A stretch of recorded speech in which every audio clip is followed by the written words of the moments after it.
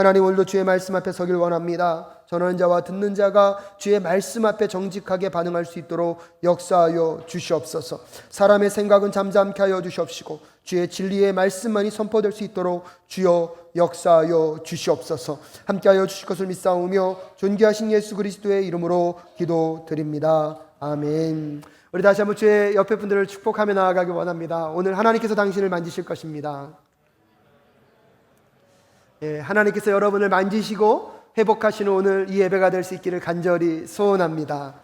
여러분, 하나님께서 오늘 칼을 들어서 여러분을 만지신다면 여러분 어떤 느낌이시겠습니까? 때때로 누군가가 우리에게 칼로 공격을 하면 그것이 우리에게 상처가 되고 아픔이 될 수 있을 것입니다.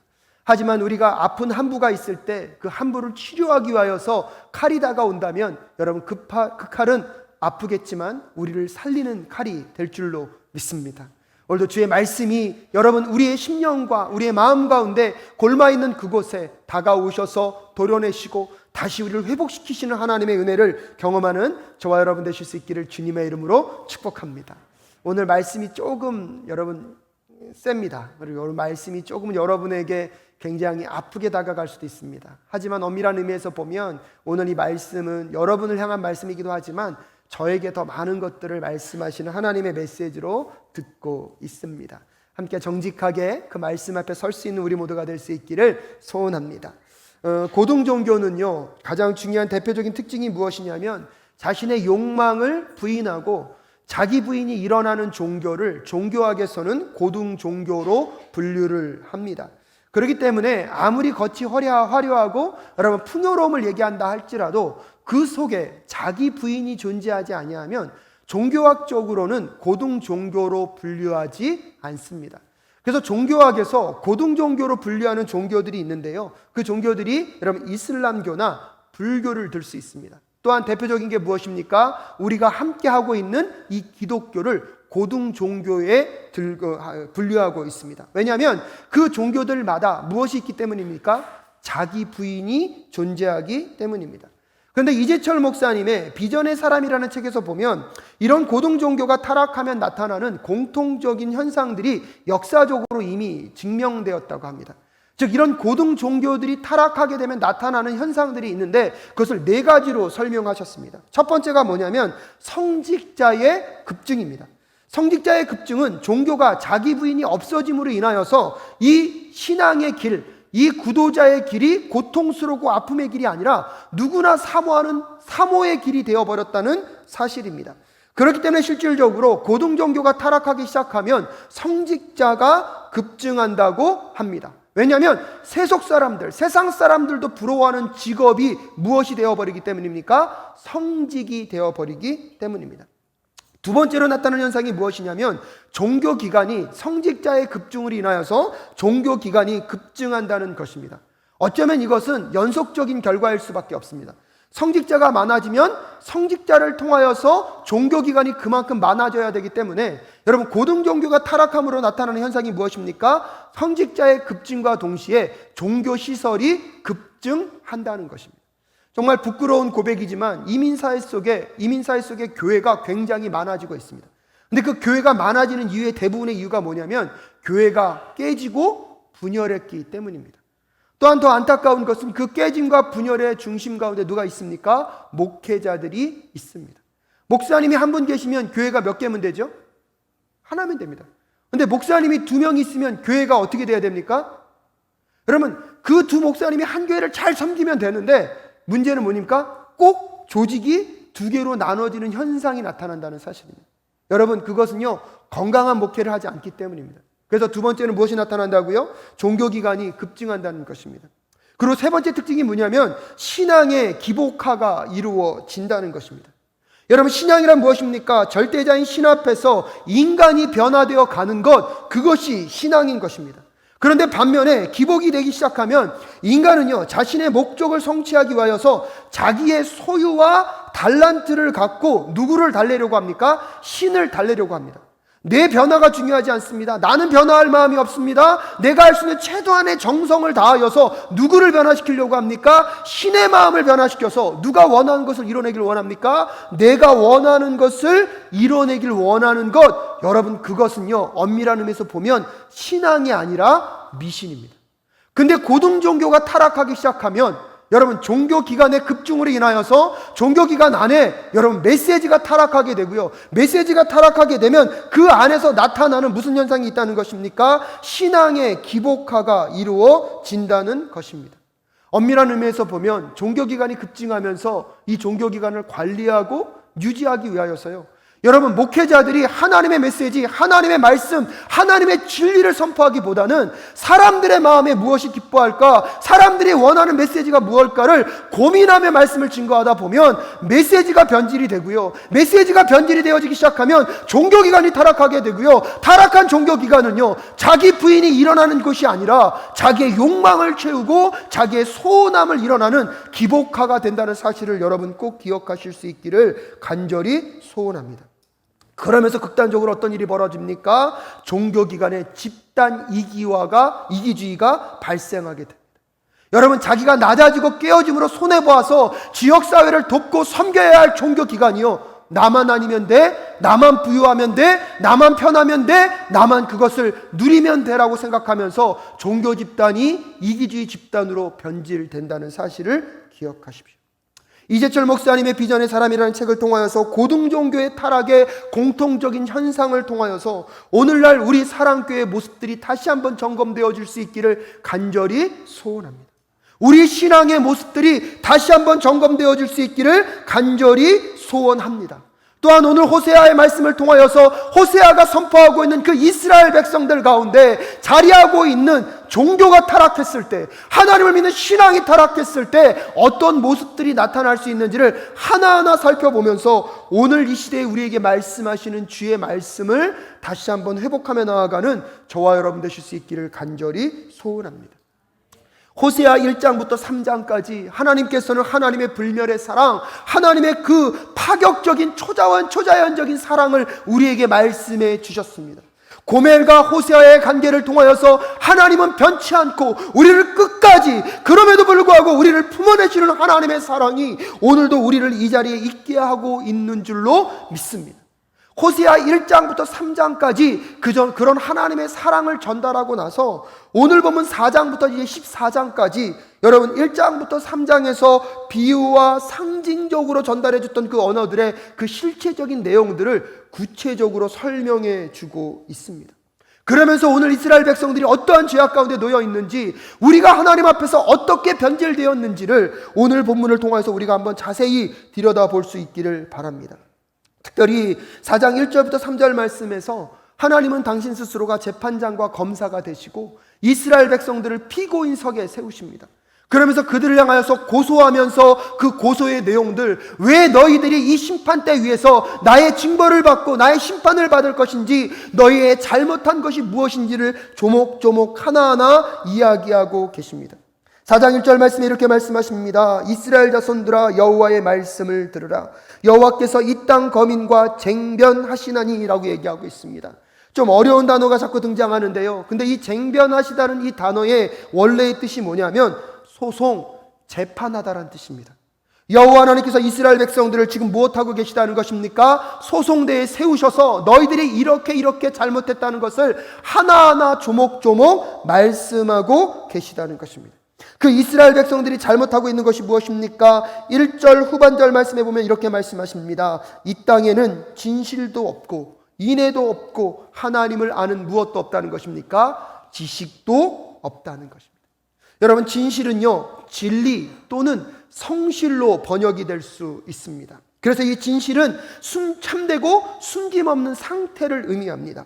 책임 있는 관계를 나타내는 것이 이 진리입니다. 하나님의 백성이라면 마땅히 이 진리의 열매가 우리의 삶 가운데 나타나야 하는 것입니다. 인애는 무엇입니까? 여러분, 히브리어로 헤세드입니다. 헤세드는 거짓 없는 사랑, 다함이 없는 사랑을 의미합니다. 이 진실과 인애는요 하나님의 성품이고요, 여러분 하나님의 형상으로 지음받은 우리에게 있어서 마땅히 드러나야 할 이 성품이요 이 진실과 인애인 것입니다. 그래서 이스라엘 백성들과 하나님이 언약을 맺으면서 너희들이 나의 백성이 되었기 때문에 너희들의 삶 속에서 무엇을 나타내라는 것입니까? 이 진실과 인애를 나타내라고 하나님이 명령하셨습니다. 근데 그럼에도 불구하고 이스라엘 백성들의 삶 속에 무엇을 찾을 수 없습니까? 진실을 찾을 수 없고 이 인애를 찾을 수 없습니다.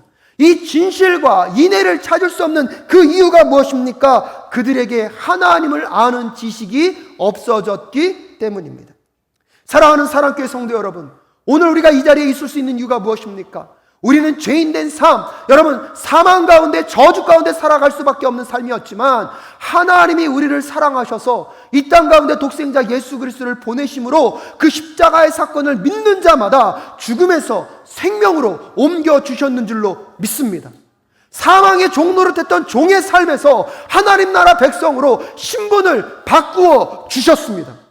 그렇다면, 그렇게 구원을 받았다면 우리의 삶은요, 구원을 받았으니까 되었지 하고 그냥 내 멋대로 사는 삶이 아니라, 여러분 그 하나님의 십자가의 사랑을 경험했다면 우리의 삶이 어제보다 오늘, 오늘보다 내일 잃어버렸던 하나님의 형상을 회복하기 위하여서 끊임없이 나아가야 할 줄로 믿습니다.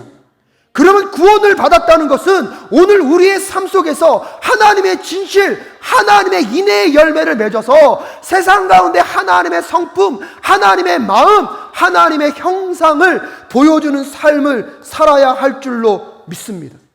하지만 그렇게 살지 않으니까, 그것을 볼 수 없으니까 하나님의 심판대에 세워서 그렇게 말씀하시는 것입니다. 이 땅에는 진실도 없고 인애도 없고 하나님을 아는 지식이 없다. 그것을 채우지 못하니까요, 인간의 삶이 무엇으로 채워지고 있습니까? 2절 말씀에 이렇게 얘기합니다. 오직 저주와 사위, 이건 사기를 치는 거고요, 살인과 투절은 도적질하는 것입니다. 가는 뿐이요 강포하여 피가 피를 디대임이라. 피들이 섞여 있는 역사밖에 존재하지 않는다고 우리에게 여러분 경고하고 있습니다. 사랑하는 사랑교회 성도 여러분, 예수를 믿고 구원을 받으셨습니까? 여러분 예수 그리스도의 십자가의 구원의 은혜를 경험하셨습니까? 그렇다면 여러분의 삶은 변화되어야 할 줄로 믿습니다. 여러분 진실한 삶으로 나아갈 수 있기를 주님의 이름으로 축복합니다. 진실하고 순결한 인애의 열매가 여러분의 삶 가운데 맺혀질 수 있기를 주님의 이름으로 축복합니다. 근데 그건 우리의 힘으로 되지 않습니다. 여호와를 알고 여호와와 교제하고 관계하며 그분을 더 풍성하게 누리게 될 때 그분의 성품인 그 진실과 인애가 우리의 삶 가운데 열매 맺혀지게 될 줄로 믿습니다. 근데 종교가 타락하고 신앙이 타락하니까요, 우리의 삶의 인애도 사라지고 무엇도 사라집니까? 진실도 사라집니다.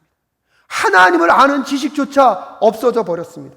그래서 나타나는 대표적인 특징이 무엇입니까? 첫 번째 특징이 무엇이냐면 타락한 제사장들입니다. 여러분 하나님의 심판 앞에서 백성들이요, 하나님께 그렇게 얘기합니다. 더 많은 제사를, 더 풍성한 제사를, 우리의 예배에 정성이 부족하니까 제사장 더 많은 제사를 드려야 된다고 여러분 제사장과 백성들이 논쟁하기 시작합니다. 그러니까 오늘 보면 4절 말씀해 보면 뭐라고 얘기합니까? 함께 읽겠습니다. 4절 시작. 그러나 아무 사람이든지 다투지도 말며 책망하지도 말라. 내 백성들이 제사장과 다투는 자같이 되었습니다.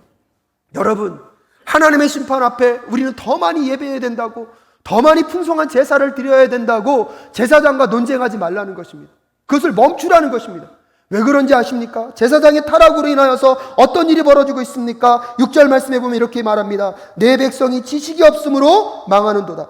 내가 지식을 버렸으니 나도 너를 버려 내 제사장이 되지 못하게 할 것이요 내가 내 하나님의 율법을 잊었으니 나도 내 자녀들을 잊어버리리라. 여러분 5절 말씀해 보면 더 준엄하게 얘기합니다. 너는 낮에 거치겠고 너와 함께 있는 선지자들은 밤에 거치리라. 낮과 밤을 구분하는 게 아니고요, 낮과 밤은요 하루 온종일을 말하는 거예요.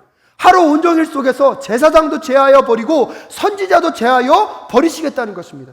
제사장의 역할은 무엇입니까? 죄인된 백성과 하나님을 연결하는 역할을 하는 사람이 제사장입니다. 선지자는 누구입니까? 하나님의 말씀을 받아서 하나님의 말씀을 선포하는 자들이 제사장입니다. 그런데 하나님이 그 모든 사람들을 어떻게 버리시겠다고요? 제하여 버리시겠다고 말합니다. 왜 그렇습니까? 그들의 마음 가운데 하나님의 말씀을 잃어버렸기 때문에, 하나님의 말씀이 선포되는 것이 아니라 회중들의 마음에 합한 말씀들이 선포되기 시작하니까 메시지가 변질되므로 제사장들도 변질되었고요, 회중들도 변질되므로 하나님이 원하시는 성품의 열매가 맺어지지 않는 현실을 우리들에게 고발하고 있습니다. 사랑하는 사랑교회 성도 여러분, 목회자들을 위하여서 더 많이 기도해 주실 수 있기를 간절히 부탁드립니다. 근데 여러분, 제사장들이 왜 타락하게 되었습니까? 8절 말씀해 보니까요, 저희가 내 백성의 속죄 제물을 먹고 그 마음을 저희의 죄악에 두는도다. 여러분, 제사장들이요, 하나님의 말씀에 관심이 있는 것이 아니라 무엇에 관심이 있습니까? 제물에 관심이 갖고 있습니다.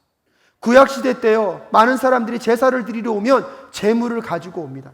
근데 그 제물의 일부분은 누가 먹게 돼 있습니까? 제사장들이 먹게 되어 있습니다.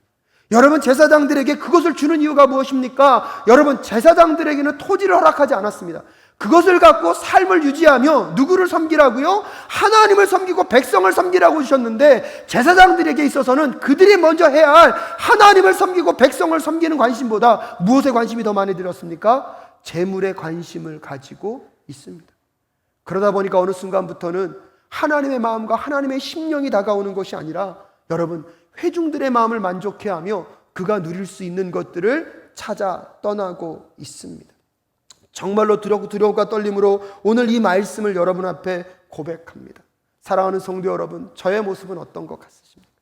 오늘 이 말씀을 준비하면서 제 자신을 여기에 비춰보니까 저는 이 자리에서 설교할 수 있는 존재가 아닙니다. 그럼에도 불구하고 하나님께서 은혜를 주셔서 이 자리에 서고 있지만, 두렵고 떨림으로 제 자신을 들여다보면 정말로 하나님의 말씀을 올바로 선포하고 있습니까? 하나님의 말씀을 선포하기에는요, 제 이 배짱이 너무나 작아요. 오늘도 이렇게 설교하고 혹시나 여러분 설교 듣고 저를 딱 노려보시면 아마 제 마음이 콩알만해질 거예요. 여러분, 하나님의 마음을 느끼기에는 제 마음의 그릇이 너무나 작아요. 하나님의 심령을 느끼기에는 제 마음이 너무나 작습니다. 여러분, 그런 제가 어떻게 이 말씀을 선포할 수 있겠습니까? 하지만 다시 한번 간절히 기도합니다. 하나님, 주의 말씀을 깨달아 알 수 있도록 주님 도와주시옵시고, 그 말씀을 회중에 따라 바꾸지 않도록 주님 도와주시옵소서. 때때로 아프고 힘겨운 말씀이지만 전하는 자와 듣는 자가 그 하나님의 메시지 앞에 정직하게 서는 제가 되게 하여 주시옵시고, 우리 사랑교회 성도님들이 되실 수 있기를 주님의 이름으로 축복합니다. 그래서 사랑하는 성도님들도요, 말씀에 깨어 있으셔야 합니다.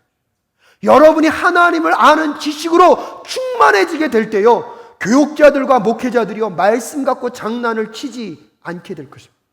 근데 여러분이 관심을 갖고 말씀을 보지 않으시면 이 강단에서 선포되는 말씀이 하나님의 말씀인지 인간의 생각인지 여러분 어떻게 구분하시겠습니까?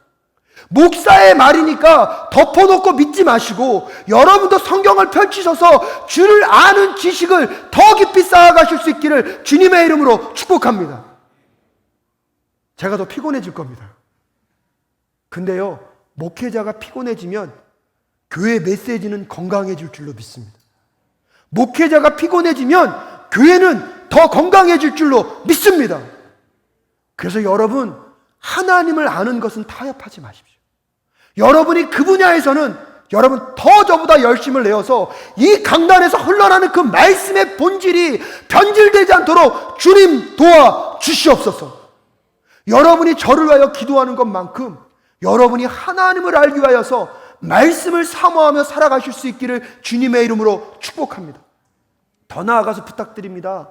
우리 사랑교회가요, 그렇게 순결하게 주의 말씀을 준비할 수 있는 교육자들과 목회자들을 키워내는 사랑교회 될 수 있기를 주님의 이름으로 축복합니다.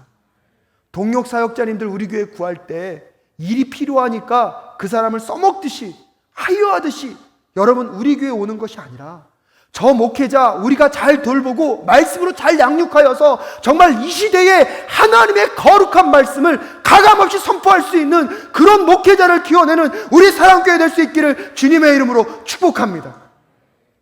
이런 말씀 하면서 우리 동역사역자님들이 욕할 수도 있어요. 목사님 설교는 그렇게 하고 우리한테 일 많이 시키잖아요. 여러분, 현실은 그래요. 그럼에도 불구하고 우리가 최소한 사례비 주니까 그만큼 하라고 얘기하기보다, 여러분 넉넉하지 않지만 당신이 여기서 잘 훈련받아서 정말 말씀 앞에서 주의 진리를 선포하는 목회자가 되도록 여러분 기도해 주시고 격려해 주시고 그들을 함께 보듬어가는 우리 모두가 될 수 있기를 주님의 이름으로 축복합니다. 여러분 더 열심히 성경 공부하셔서 여러분 날카롭게 질문하십시오. 그래서 목회자들이 당황할 수 있도록. 그런데 설교 시간에 너무 그러시면 제가 힘드니까, 근데 여러분 그렇게 꿈꿔봅니다. 목회자가 변질되지 않는 것, 성도님들이 중심을 지켜가게 될 때 목회자가 변질되지 않을 줄로 믿습니다. 목회자가 변질되지 않고 주의 말씀을 정직하게 선포하게 될 때 여러분의 영혼 가운데 주의 진리의 말씀과 하나님을 알아가는 것이 더 풍성해질 줄로 믿습니다.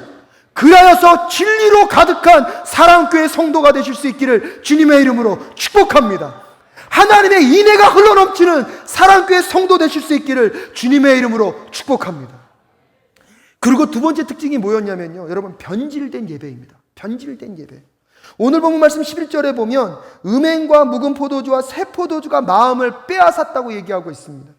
여러분, 이 음행과 묵은 포도주와 새 포도주는요, 이 고멜이 호세아를 떠나 다른 남자에게 갈 때 그에게 유혹을 했던 것이 이 음행의 포도주입니다. 여러분, 이 포도주는요, 풍성함을 상징하고요, 넉넉함을 의미합니다. 이스라엘 백성들이 하나님을 떠날 때 그들이 무엇을 섬겼습니까? 바알을 섬겼습니다. 바알을 쫓아갔기 때문에 하나님을 벌어버리고 마치 자기의 삶에 풍성한 무언가를 줄 것 같은 그 우상들을 따라갔음을 우리는 기억할 수가 있습니다. 더 나아가서 여러분 12절 말씀 함께 읽겠습니다. 시작. 내 백성이 나무를 향하여 묻고 그 막대기는 저희에게 고하니라고 이야기하고 있습니다. 여기서 나무는요, 그냥 나무가 아닙니다. 그 당시 여러분 가나안 땅에 풍요의 여신인 아세라 목상이 있었습니다. 그 목상에게 가서 무엇하는 것입니까? 질문하는 것입니다. 그리고 그 다음에 주술을 쓰는 사람들이 요술 막대기를 갖고 사람이 궁금한 거 있으면 그거 다 대답해 줬습니다. 하나님께 가서 묻는 것이 아니라 누구에게서 묻는 것입니까? 아세라 목상 앞에 가서 묻고 질문합니다. 혹시나 우리 사랑교회는 그런 분들 안 계시죠? 인생의 문제가 자꾸 안 풀리니까 왜 이렇게 안 풀리는지 점집 가서 또 물어보시고, 우리 자녀는 언제 기도합니까? 언제 결혼합니까? 이 문제는 언제 풀리겠습니까? 거기 가서 왜 그 비인격적인 대우를 다 받으십니까? 왔어. 그렇죠. 이거 자꾸 하니까 어떤 분이 저한테 가보셨냐고. 그래서 안 하려고요. 너무 실질적으로 하니까 안 되겠더라고요. 여러분, 근데 거기서만 그런 일이 벌어집니까? 오늘날 교회당에서도 무슨 신비한 은사가 있다 그러면 그분한테 가서 묻잖아요. 우리 집 언제 이사해야 되냐고. 우리 자녀들은 어떻게 직장 취직하겠냐고. 여러분, 말로는 하나님을 얘기하고 있는데 그 행위 자체는 미신의 행위입니다. 여러분, 하나님께 가서 묻고 하나님의 뜻을 여러분 분별해 갈 수 있는 저와 여러분 되어야 할 줄로 믿습니다. 여러분, 이스라엘 백성들이요, 만약에 그러면 억울하다 그럴 거예요. 우리 하나님 섬겼다고. 우리만큼 예배를 많이 한 민족이 어디 있냐고. 여러분, 오늘 보면 가만히 읽어보십시오. 산마다 산당을 지어놓고 그들이 다 예배했다고 얘기합니다. 예배의 행위가 없었던 것이 아닙니다.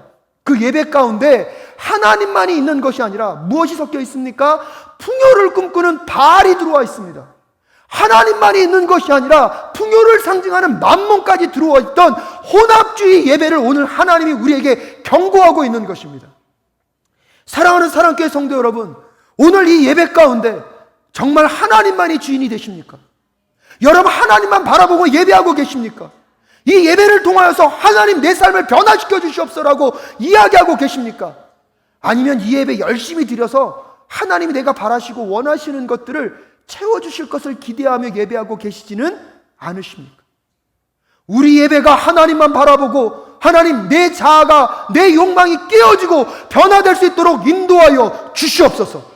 그래서 이 예배가 여러분의 삶을 변화시킬 수 있기를 주님의 이름으로 축복합니다. 그 어느 민족보다 예배를 많이 드리는 우리 한국교회. 하지만 묻고 싶습니다.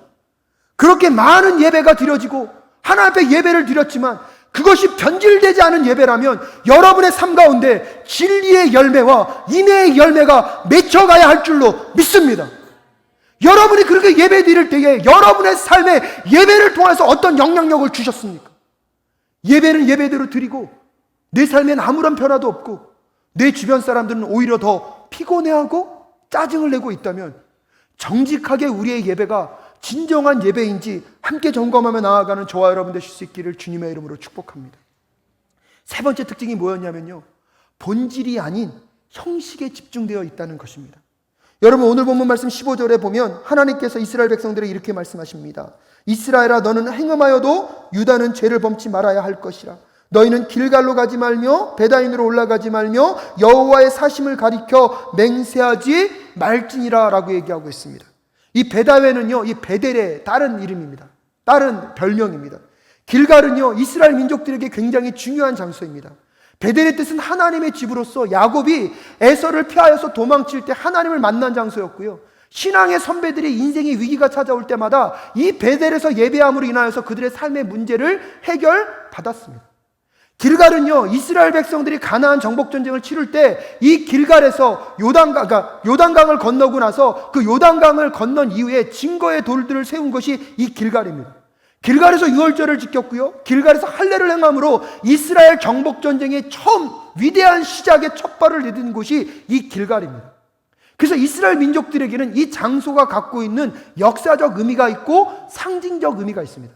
그런데요, 이들은 인생의 문제가 찾아올 때마다 어디를 찾아갑니까? 그 장소를 찾아갑니다. 여러분, 그 장소에 힘이 있는 것입니까? 그 장소에서 만난 하나님이 힘이 있으신 것입니다. 여러분, 오늘 이 예배에 나왔을 때 이 장소에 나왔기 때문에 여러분의 삶의 변화가 일어나는 것입니까? 이 예배를 통하여서 하나님을 만나게 될 때 그 하나님을 만나고 경험하는 그 암과 지식이 여러분을 바꾸는 것입니까? 형식적으로 나온 예배, 형식적으로 매주 드리는 예배는 우리의 삶의 변화를 이룰 수가 없습니다. 사랑하는 사랑교회 성도 여러분, 예배의 본질을 찾아가실 수 있기를 주님의 이름으로 축복합니다. 그래야 우리의 삶이 변화될 것입니다. 하지만 끊임없이 종교 행사를 하고 끊임없이 예배 형식을 드렸지만 그것의 끝은 어떻게 되는지 아십니까? 19절 말씀에 이렇게 말씀하십니다. 바람이 그 날개로 저를 쌌나니 저희가 그 재물로 인하여 수치를 당하리라. 여러분도 억울하실 것입니다. 내가 그렇게 하나님께 예배하고 내가 하나님께 그렇게 감사의 헌금도 많이 드렸는데 왜 내 삶에 이런 어려움만 계속되고 있는가? 내 삶에 왜 영향력은 나타나지 아니하고 내 삶에 이렇게 힘겨움과 고통의 순간만 함께하고 있는가? 여러분, 그렇다면 정직하게 오늘 우리가 우리의 내면을 다시 한번 점검해 볼 수 있기를 주님의 이름으로 축복합니다. 고등종교가 타락한 그 네 가지 현상이 우리 교회 안에 있다면 철저하게 제거되어지는 오늘 이 시간 되실 수 있기를 간절히 소원합니다. 그 타락의 네 가지 현상들이 오늘 내 내면에 있다면 그 모든 것들이 떠나가는 이 시간 되실 수 있기를 주님의 이름으로 축복합니다. 그래서 양적인 성장이 중요한 것이 아니라 우리가 본질적인 것을 회복함으로 본질로 건강성으로 여러분 건강한 신앙인을 낳을 수 있는 우리 사랑교회 될 수 있기를 주님의 이름으로 축복합니다. 말씀을 마무리 지으면서 그 묵상을 했습니다.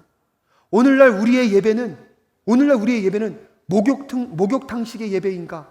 아니면 충전소식의 예배인가? 여러분, 목욕탕식 예배는 무슨 예배냐면요, 오늘 예배 딱 끝난 순간 하나님은 어디에 계셔요? 교회에 계세요. 그리고 월요일부터 내 마음대로 내 뜻대로 살아요. 세상 방법과 똑같게. 그럼 때가 자꾸 묻겠죠. 때가 자꾸 묻다 보니까 어느 날 거울을 봤더니 이건 좀 심하다. 이때 좀 뭐 해야 되겠다? 베껴야 되겠다. 그럼 뭐가 떠오르죠? 예배. 그래서 그 예배 가서 예배 열심히 드리고 이 죄의 때를 뭐 해야지? 베껴내야지. 여러분, 이게 목욕탕식 예배입니다. 예배는 예배고 삶은 삶인 거예요. 여러분, 이런 예배는요 우리를 변화시킬 수 없습니다.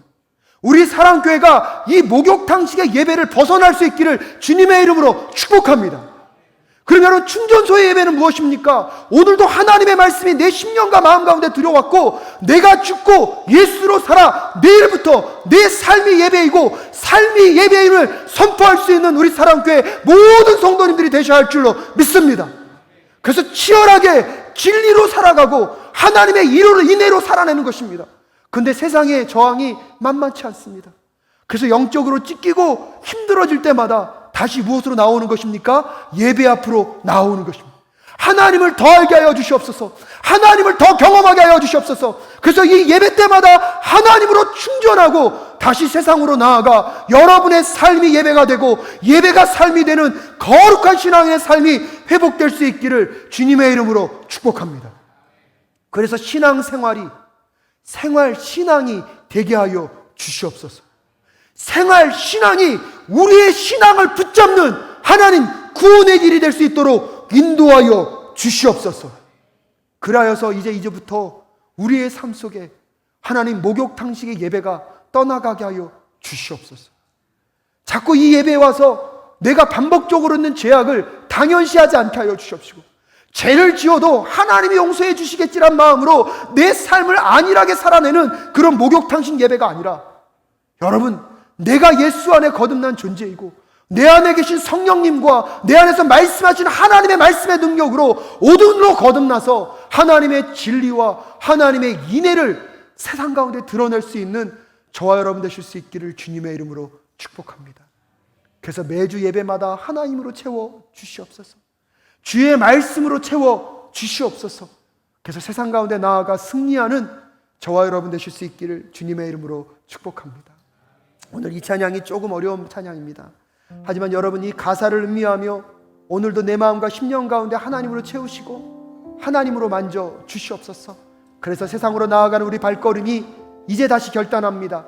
주의 진리와 주의 인애로 채워 주시옵소서. 그래서 내가 예배한 것 세상 사람들이 느낄 수 있도록 당신이 뭔가 달라졌다고, 하나님을 제대로 예배함으로 당신의 심령과 마음이 달라졌다고 느끼게 할 수 있는 변질되지 않는 예배, 그 예배를 지켜가는 저와 여러분 되실 수 있기를 간절히 소원합니다.